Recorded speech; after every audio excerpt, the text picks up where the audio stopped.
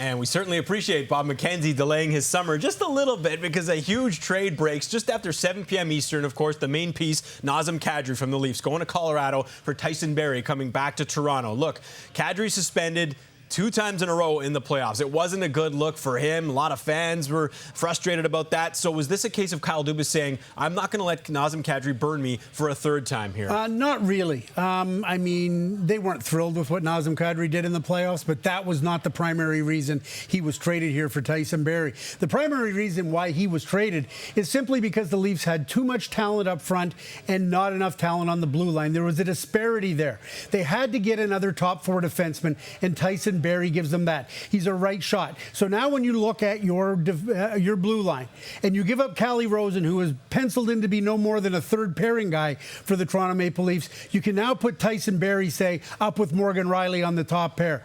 You can come back with Jake Muzzin and Cody Ceci, another right shot defenseman, in your top 4. You've got Travis Dermott to round things out, although he'll miss the first month of the season.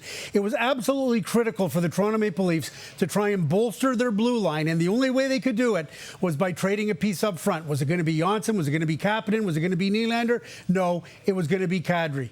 Yeah, one of their, key pieces or depth pieces of the team, though, is down the middle. So fans are wondering now, you lose Kadri. I guess they have options. They could put Nylander there. But in your mind, Alex Kerfoot, not a lot of Leaf fans probably know what he brings. What are they getting in Kerfoot? Yeah, they traded a good value contract in Kadri going to Colorado, and he'll help them there. But in getting the younger Kerfoot, who's got 3 more years left on his contract as well, with some cost certainty, they believe this guy's a good face-off guy, that he has the ability to play wing or center, but that he could quite nicely fit into that 3rd line center slot. If not him, then they do have the William Nylander option. Maybe it's Jason Spezza sometime, but at the end of the day, they look at Jason Spezza as a 4th liner. Now, 3 of their top 4 defensemen are on expiring contracts. Is that a problem? Well, it could be, but it's not a problem you need to worry about right now. What they needed to worry about was bolstering the blue line. Getting a puck mover, an offensive guy like Barrie will help. Losing Kadri hurts, but they're counting that Kerfoot will offset the loss of Kadri and that the addition of Barrie will significantly improve their blue line. And you don't think the signing of Jason Spezza earlier in the day has any linkage to this one, just that they had more depth at center? Not really. I mean, Spezza is looked at as a 4th line player who can play up and down your lineup on the wing